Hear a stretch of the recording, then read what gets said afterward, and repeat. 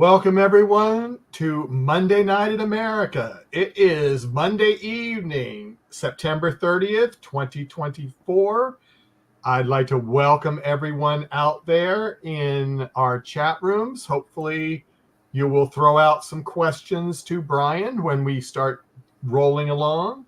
I'd like to put up his Instagram page and his web page so you can see it. So if you want to find out more info or get his books, there they are. That's the things right there. I'm going to welcome my co-host, Liz. How are you doing this evening? I'm doing great, Michael. I'm hoping you're doing as well as I am tonight. Ooh, I am trying. Good. And I would like to welcome our special guest tonight, Bryan Ackerman, writer, and I could say other things he's done, but I'll leave that for the podcast. Well, I appreciate you two having me. Thank you very much. Yeah, and Bryan, you are here mainly to talk about your new release that was last month? Yes. Last month. Which is? Dark the Night. A thriller. It is. So I'm really excited to share this one with everyone because this one stretched me a little bit because it's the first time I wrote from a woman's perspective. Liz, I'd be happy to hear your comments on that one because I have a few. Okay. Because I also wrote it in first person, which is not normal for me. Usually I write in third person, like a third person limited. But this time we were in her head the entire book. And yeah, I wanted to stretch myself in my writing and as an author. Well, Liz, I'm going to go for it. Let you take over and, have a little dialogue about that. Okay. Well, one of the things that you had mentioned was that you said you wrote in first person. Mm-hmm. And me, as a reader who's very visually active with a lot of things, I much preferred this better than third person because I could actually put myself in her mindset and, go through exactly what she was going through. But then when you switched, and you would go to another character, I could put themselves in, his mindset or her friend's mindset or different things. It was very easy instead of just reading like a dialogue back and forth. It was easy to put myself in those characters. However, I've got to say one thing from a woman's point of view. I'm ready. You drove me absolutely nuts with her viewpoint on. My background is medical as well. I'm also a nurse. Okay. So I'm looking at, and I also have a background of family and everything that are military and police. Uh-huh. So coming in with all of that going, and I'm reading her and I'm going, why is she an absolute quivering, this viewpoint of, oh, they're trying to kill me. They have done this and they have done that. And I won't give away certain things that are going on in the story, but why is she, oh, don't kill him. Don't hurt him. Don't kill him. That drove me insane. You come at me with something like that? No, You take them down. So it's like, I get you're trying to put yourself in a woman's point of view, and I might be a different thinking woman, but that really drove me crazy. However, I truly loved some of the backbone that she did have. And I would say more than backbone, it was almost a backbone of steel with some of the stuff that she did, especially coming out of her experiences and then finding out what she finds. But it's funny you say that, Liz, because I imagined her a certain way. And then as the story progresses, she evolves and she becomes her own person, and she, oh, yeah. And I was a little surprised actually that she turned out that way a little bit, but she was more, very against killing, like you would say, very against, as opposed to, honestly, I think what really happened in that is that the other person, the other protagonist that's in there that she corresponds with, he really struggles with that. And that was one of the tensions or one of the points of suspense that came up in the book, is because they were so diametrically opposed to that, exactly what you were saying or what you were talking about. Yeah. And the other thing I must ask you, those characters, especially her character, was it modeled some of the humor and the tips that she would give, is that modeled after any friends, family? No. You know what? When I first started writing her, she in my mind she was a certain way, and then all of a sudden she turned out to be more sarcastic and funnier than I ever expected. I really love her. I mean, Oh yeah. she turned out to be much funnier than I expected. I don't want anyone that picks up the book to expect it to be a humor book all the way throughout. Oh, It's just it her wasn't. little quips and comments here and there. Just Yeah. they still to this day, after editing it, dozens of times, they still make me laugh. Well, it's like my heart is pounding in one particular scene. She just has escaped death, literally, and she gives this backhanded snide comment, to certain police officers that come to her rescue, shall I say. I was like, seriously, you're in this predicament? That's what you can do? I know what you're talking about, and she evolved to the point where she dealt with uncomfortable situations and life-threatening situations she didn't know how to deal with it, and the only way she knew how to deal with it was with sarcasm or with humor, Right. with that's just the way it surprised her, I think, too, even that's because she was never faced with it before, in my mind. I don't think she was. I think she was very innocent and naive on those aspects. I agree with that. Yeah. Well, I'm glad I'm glad it evoked some, Liz, sometimes I wonder if someone has the same warped sense of humor as I do, so yeah. I just hope it made others smile and smirk. Oh, well, like I said, I almost burst out laughing a couple of times reading it right after we come out of, this really heart-pounding situation, and she does that. I was just like, okay, great way to break the tension, Yeah. It surprised me even. And no, she wasn't really based on anyone at all. Actually, you have that idea in your mind of what your character should be like, but as she goes through the experiences, she evolves and she becomes her own person almost. So I was excited to see what she would do next. I know that sounds strange since I'm the author and it was coming from my mind, but she became her own person. Oh yeah. I think she kind of wrote the script for you. She did. She really did. And that's the best of the stories, is when the characters themselves take over and they just write themselves. Oh my gosh. That is the best way to do it. Both her and Sawyer did. Oh, definitely. Yeah, that I really, me personally, I really love that story. I know I was just praying and hoping that, people like the same sense of adventure and sense of humor that I have, but you never know. Oh, you've had me hooked. And I have a question for you, kind of off subject of this particular book, because this is one thing that I was talking to Michael with in the green room earlier. It's driving me crazy. Okay.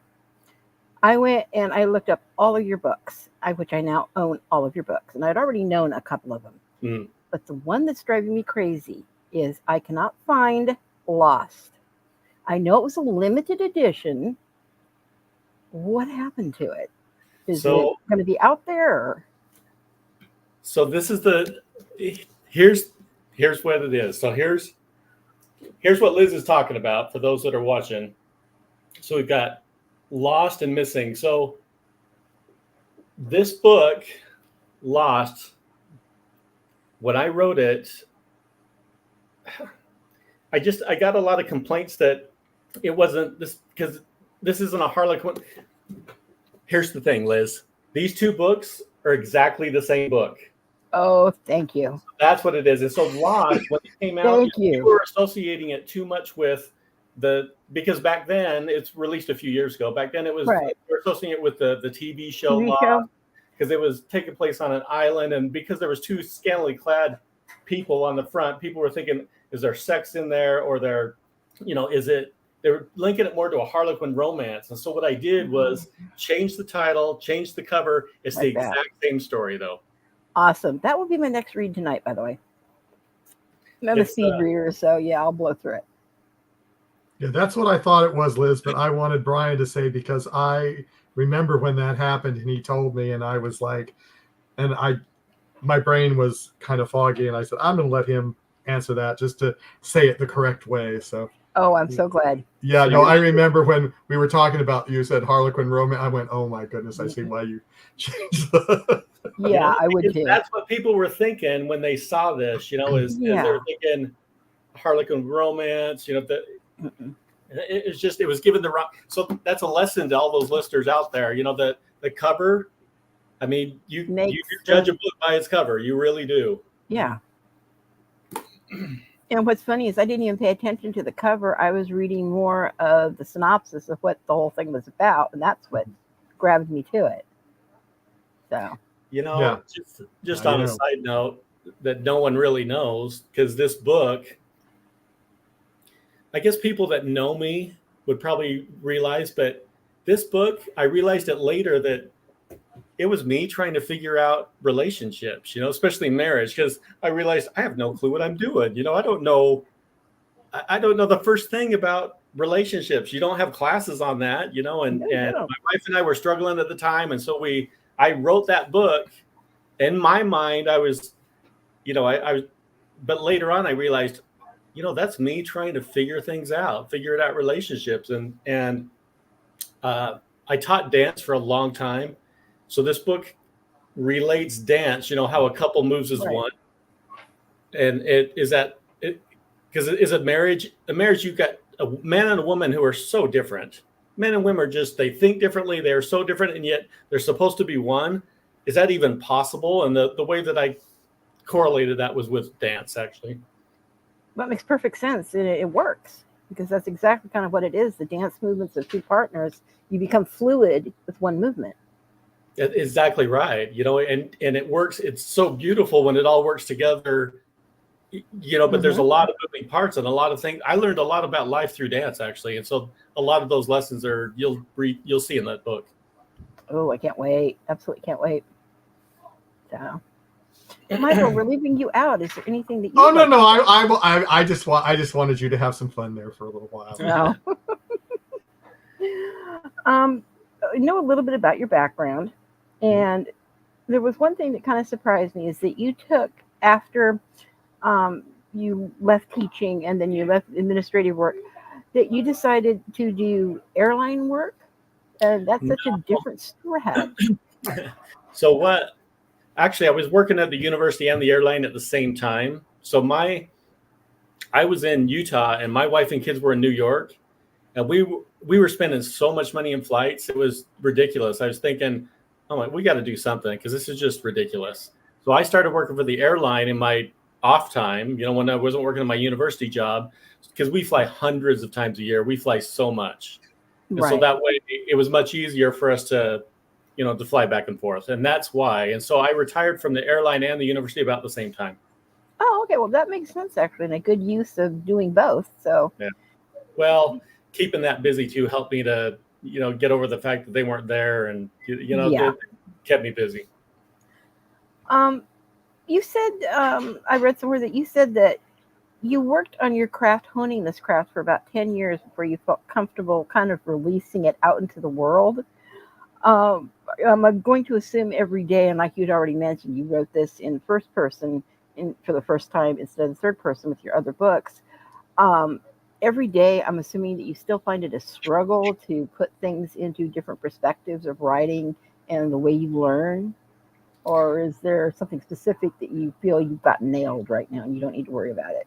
So I feel like I understand plot and structure and pacing very, very, in my mind, pretty well.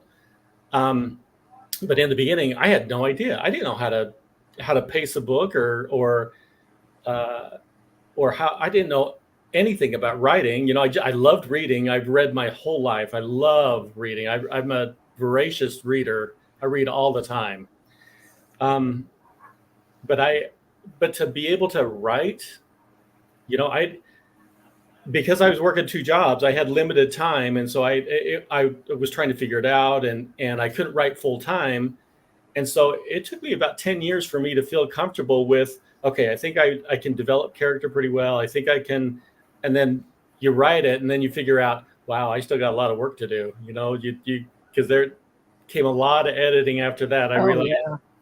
it's just there's so many pieces and moving parts. It's such a huge undertaking. I don't know if anyone realizes it's probably one of the hardest things I've ever done, but it's also one of the most rewarding. But it takes time. It takes, I mean, at the very least, weeks, but usually months, sometimes years to write one book, depending on how long it is, the scope, the research that needs to be done. Romances, not quite as much because you're writing the story and seeing where the characters, different authors write different ways. Some of them write where they know where they're going in the end, and some of them write where they just want to write organically and see where the story goes. So that there's usually those two types of authors. And I'm more, I need to know where the story's going. So usually I know what the ending is. In fact, I usually write the ending first before I'm writing the bill. I'll usually write the beginning. And if I like it and they go, ooh, this is going to be good, and then I get excited about it, then I write the ending to know where it's going. That way I know where I'm headed as I'm writing throughout the book. And that's how I do it. But authors do it so many different ways. There's no wrong or right way in that manner. I know I've dabbled my hand in it for several years, especially starting back when I was in college. And you're right, it does take a lot when you're putting your whole body into basically, in all honesty, kind of creating another life. Because that's what you're doing, creating these characters. But you did mention that, it takes a lot of time and effort to do like some of the background research and other things. And I know that you are an avid traveler and love other things like that.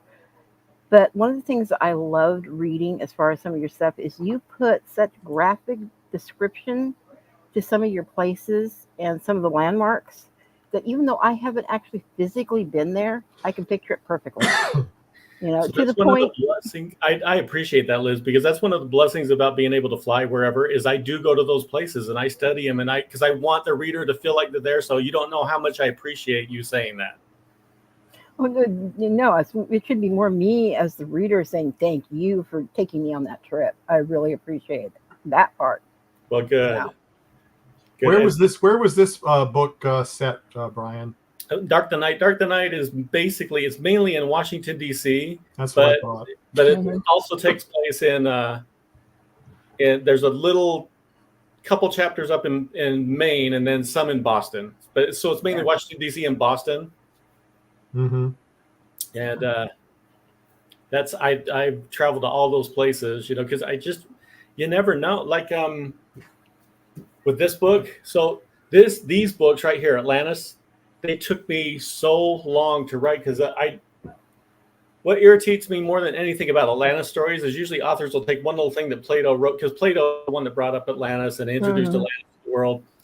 Most authors will bring up one little point that Plato says and then blow it out of proportion or elaborate on it. Or I want to take everything that Plato said so that the place where I suggest where it's at is really viable.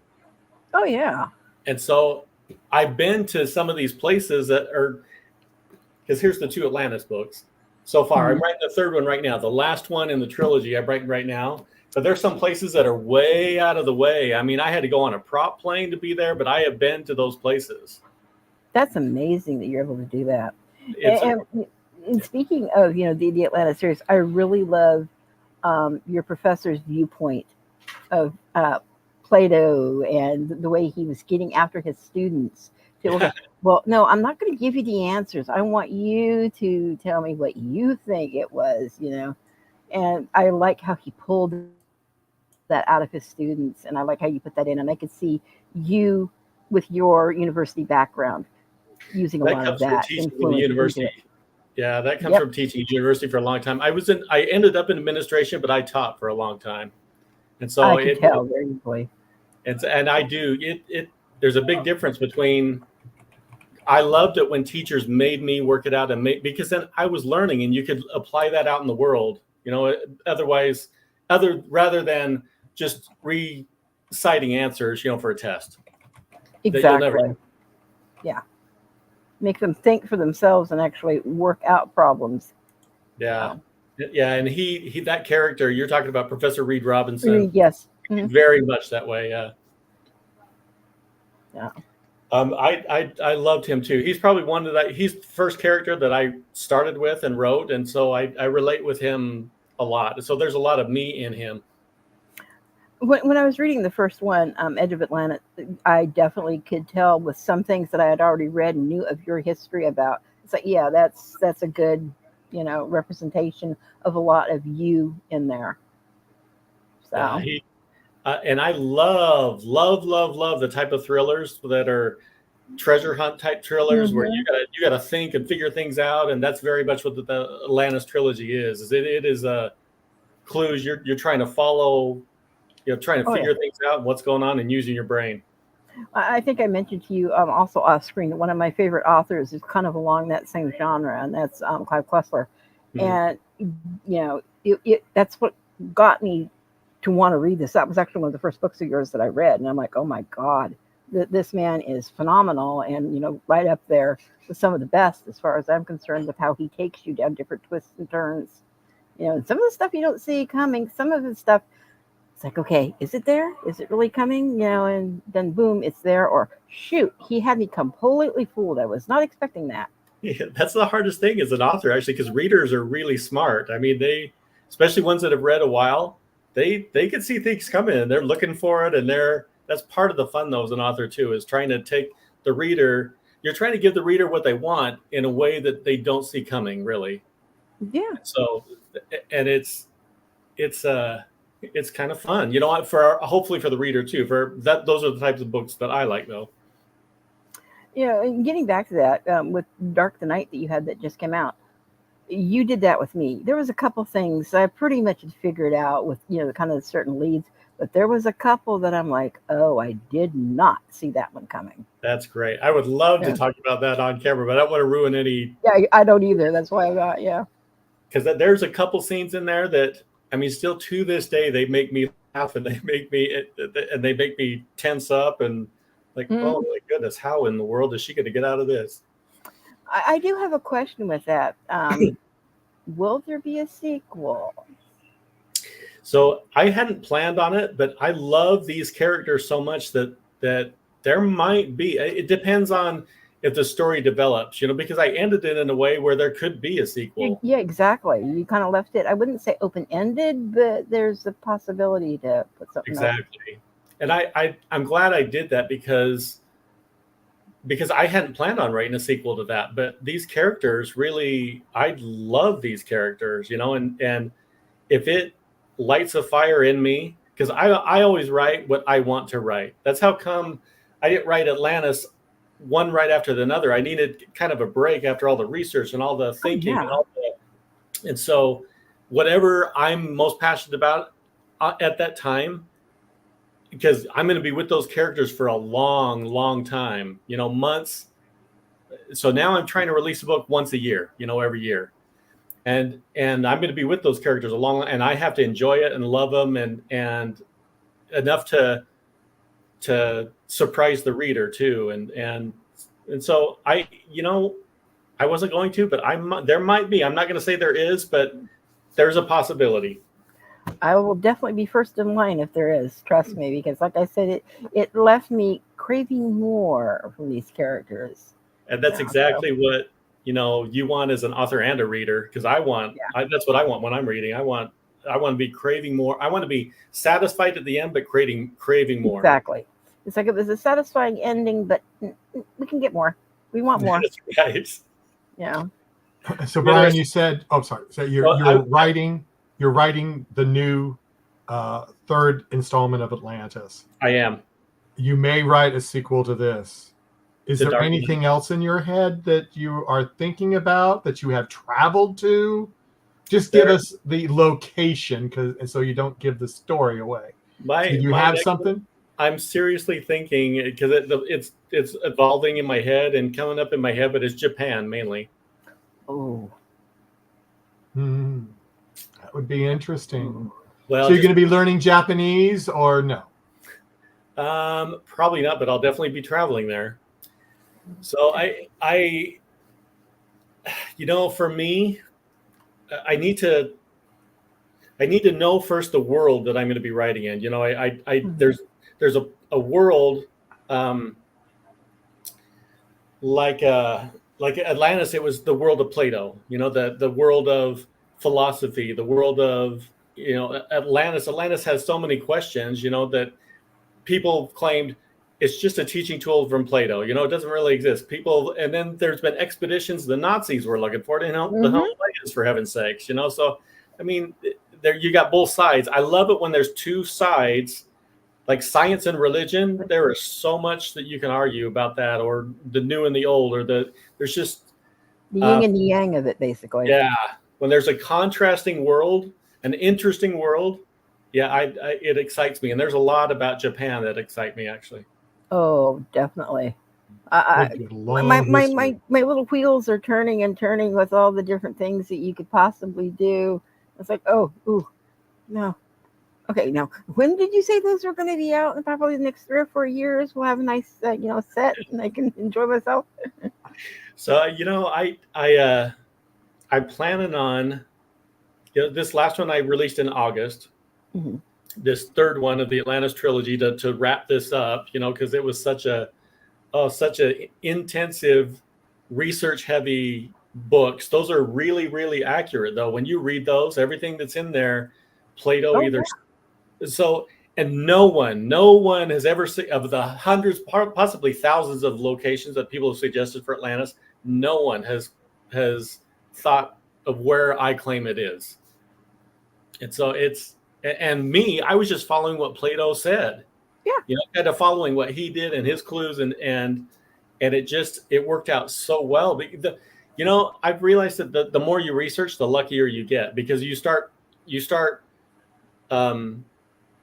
correlating things that normally aren't associated with each other. And that's some of the funnest part, actually, is when, holy cow, that's the greatest thing ever. Oh, yeah. So I'm excited about that one. And then, so I would imagine it's probably going to be later in the year next year, because it takes quite a few months to write it, but then it's almost the same amount of months editing and going through and polishing it. And so it takes a while. Yeah, I definitely can see that. Yeah. No. When you did the Atlantis, you were saying it was a lot of research. That's when you were doing both jobs and everything, right? It was. That's how come it took me so long to get it written, and plus I was learning at the same time. But it was it wasn't just studying Plato, which isn't the most exciting read, by the way. When you read Plato, it's not the most exciting. Timaeus is not the most exciting. It's 40 pages of old Greek philosophy, so you got to pay attention.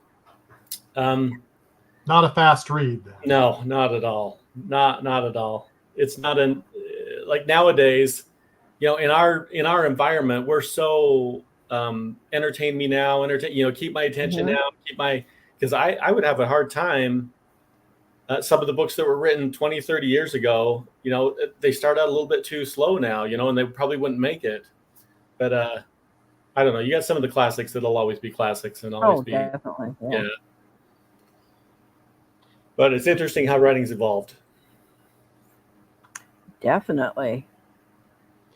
Going back to some of your other endeavors, skills, how long were you a dance instructor? I know it was a while. Boy, it was 96 through 2000. It was 95, about 95 through 2000 and probably 2007. So about 12 years. Yeah, that's what I thought. So it was a while. And then you did competitions before that, didn't you? I did. It's surprising, because I grew up playing sports all my life. So if there's any buddies listening on this, I'm going to be hearing about it, I'm sure, because they're. Well, I'm sure, yeah. I tried not to give you any hassles. Well, I'll let them know. It's all my fault. Yeah. Your wife is going to be jealous. They're going to want you to learn. Exactly, they will. Yeah. So that was the thing, is that I learned that a good dancer, could date almost anyone he wanted. But I love dancing too. Don't get me wrong. I got into it. And there was a lot more to it than I had thought, because my mind is a very logical practical mind, and you give me a set of rules, I work well. And so dance, when it starts out, is that way. But then later on, when you get better and you get into a professional mode, you realize you can not only stretch the rules, but sometimes you can break them. And it made my mind think more creatively, I guess, because it really stretched my mind to break out of the box that I feel comfortable in. Do you think that helped with your writing? I do, very much so. Yeah. Yeah, very, very much so, because it forced me to be creative and think outside the box, because naturally I was not that way. I was very logical in my thinking and practical. I can actually see that in a way, it being very practical and very logical. But once you start dancing, like we had mentioned earlier, there's such an emotional connection to it. You can actually free yourself a lot with different things and kind of transport yourself out of, okay, I'm doing, this particular dance. It's completely different. Your mind actually can read and absorb other things and feelings and emotions and express them through dance so much more. And Liz, I would love to hear this from you, because I don't want to speak from a woman's perspective, but here's what I learned is that I believe, and you correct me if I'm wrong, but the difference between a great dancer and a good dancer is a great leader can bring out the emotion of if you can bring out the emotion in her, she will remember that.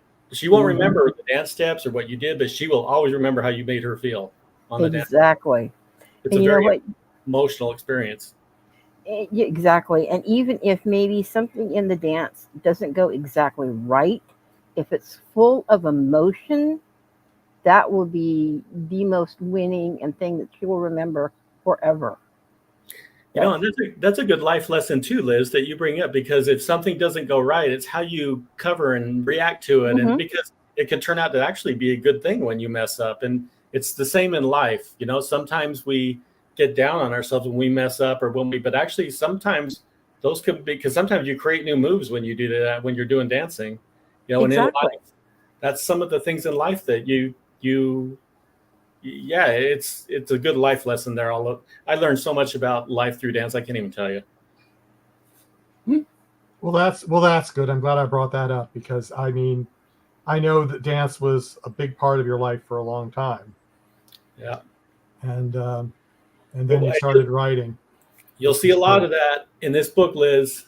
When you read it, you'll because the two protagonists in this book, they start out not liking each other very much at all, So, and I did that on purpose, where I wrote, because it's complicated trying to write from a whole bunch of people's minds and perspective. But when I isolate two people on an island and I'm only concentrating on two people, it was a lot easier to write than being in everybody else's mind and figuring out how to do dialogue and how to do, I figured out a lot through not just about life, but a lot about writing in that book. Definitely. I can definitely understand that. Like we said before, when two people come together and, one, whether it's emotionally and you understand life's dance per se, it makes things a lot easier. So Liz, I'm interested now, since you like Clive Cussler, because these two books are more, to me, they're more action, romance, Tom Clancy kind of thing. Yeah. Yeah. Whereas the Atlantis series is more of a, I guess not a typical thriller, but I don't know. There's a lot of surprises in there. They're just. I'm interested to know, as my writing career goes on, is what the readers will like more. And I'll probably go lean toward. I'm not the one to ask, since I love them both equally. Okay. I'm an avid fan of both, so I wouldn't be the one to ask on that one. So. You don't have a favorite, Liz, so far? At least I'll say so far, of Bryan's book. In all honesty, no, they're about equal. The two that I have read from Atlantis and this last one that he just did, they're all equal. I know you want more than that, Michael. I'm sorry. I do, but I have to give you an honest answer. Out the airlock, we know that. It also depends on the mood I'm in at that particular time too. It really does. They were very, very different experiences for me as a writer. And I don't know if that's going to penalize me in the future, because a lot of writers like Clive Cussler and they'll take characters that you're familiar with, and readers, associate with them, and they like them and they want to read more about them. And so far I've written mostly different experiences. And so sometimes I wonder, okay, do I need to find someone that I really like and that the readers really like, and then create more adventures, or do readers like a different experience each time? Because these are very different experiences. Well, in my opinion, I think just seeing when I was working in the elementary school and what the kids pulled, they do like, if they do like a character, they do like to see what happens to them. But then again, sometimes they want something totally different. So I think it really depends on the reader. And like Liz said, she likes them both equally. So I can totally see that. But then again, if you find a character that people like and you put them in a situation that can go on and on, you might have a hook. Yeah, I was going to say, his Professor Reed, I think that possibly could go on into another maybe trilogy, or even more of a 5-book series with something else, depending on how large the subject is. I can see maybe you carrying that character on into that style of writing and that style of book. Whereas when you do the other independent ones that are more just the thriller type stuff, instead of having all of the history and different things put into it, you probably could do those individually, unless you found somebody that you really like. Like Sawyer, and Ashley, I'd really like to see their characters go on at least to another book. I really would. Actually, me too, Liz. So we'll see. But because some authors like Brad Thor, Steve Berry, they write from one character. I mean, they've written like 20 books, and I'm thinking, holy cow, 20 books of the same character, and So I'd like J.K. Rowling. Actually, I mean, I love her as an author. So of course you got the Harry Potter stuff, but this Cormoran Strike series, is very, very different, different. And she's only going to write 10 in that Cormoran Strike series, and then she's writing a futuristic or series that she's going to be starting on. And I think she goes with whatever she feels and the passion that's in her heart and but I think it also gives her variety and keeps her interested, and because she does it very well, whatever she's writing. No, I agree with that. Like you said, you kind of needed to take a break from all of the stuff that you had been doing, with the Atlanta series, to give your mind a break and just do something fresh. And the writing came out fresh and completely different, so it helped me. But like Dan Brown, it takes him years, because he's researching for a long time, and yeah. I mean, his last release was 2017. And supposedly he's getting ready to release a new one soon, but I mean, that much research, because he puts a lot of research in his too. His is a lot of research, and so I felt the same way with the Atlantis. So it's just so much work and so much research, but when it all comes together, it's great and it feels great, and it just takes longer. Yeah. Bryan, is there anything else you want to touch on that we have not, or? I get a lot of questions about, do I outline? Because some authors outline and some don't. For me personally, I told you before that I stated before that I'll write the beginning and write the end, but I have to know in the middle kind of where I'm going. So usually the way that I do it, because some authors, they'll outline things and they'll know what happens in each chapter, and I'm not like that. It's more, I'm heading towards a certain event or a location. Something either has to happen, and I know it has to happen, or there's a certain location that they need to get to, and I'm working towards that goal. And that's the pillars that I build my books on. So it's going from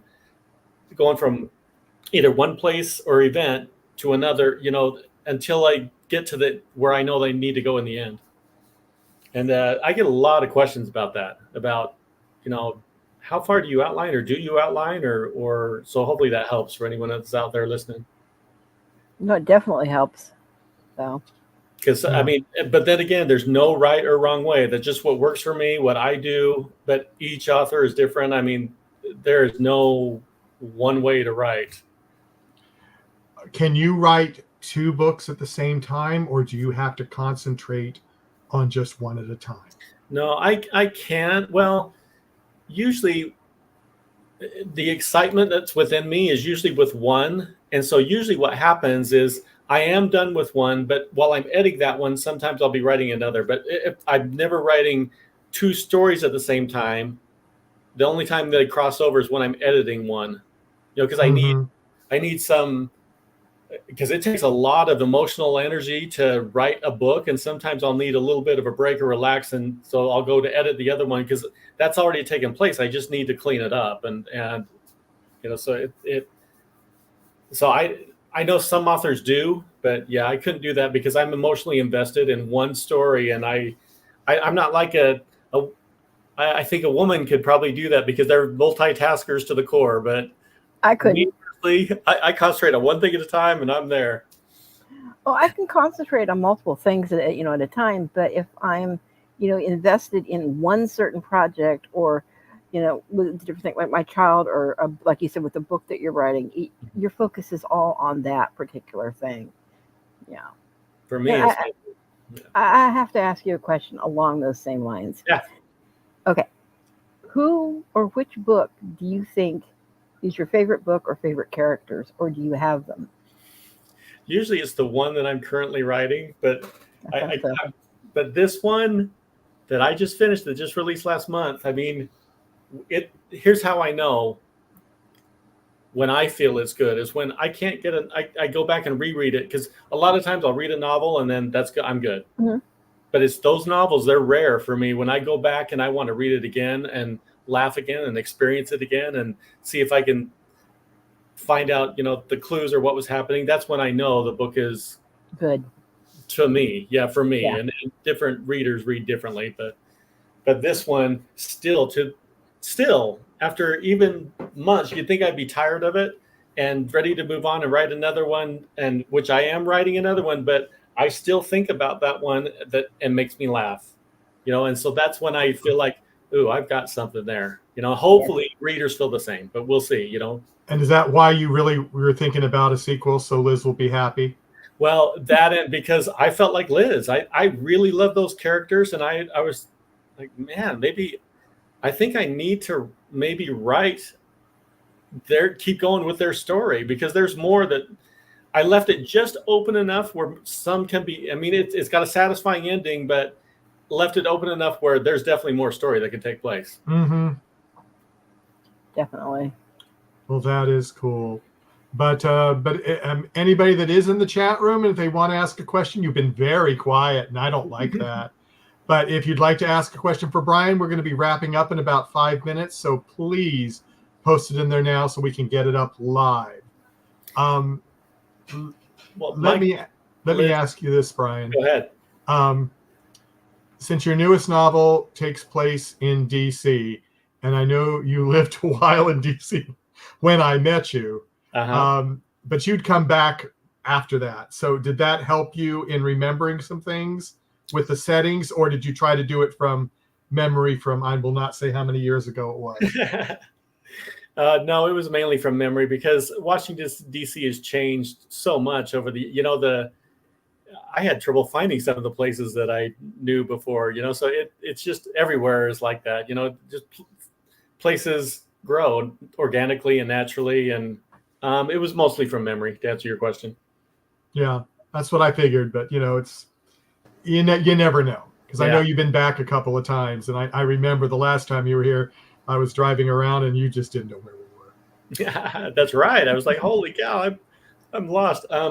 Boston was a little different because I have been there recently. I have a son actually that's going to university up there too, so it was a good excuse for me to go up there to not just research but visit him, because I mentioned some things specifically in that book, like the Memorial War. There's a bridge in there that's famous in Boston, and just to experience little things like that, to be able to describe it in person, because you can see pictures of it, but it's different in person, and you want to feel the environment and what it feels like, because there's some places where I've been that I thought this is going to be freezing and covered in snow, and you go there and you realize it's not what you thought it was. And I want the reader to feel like they are there, in that place. So Mhm. I will always, I'll almost always go and visit a place.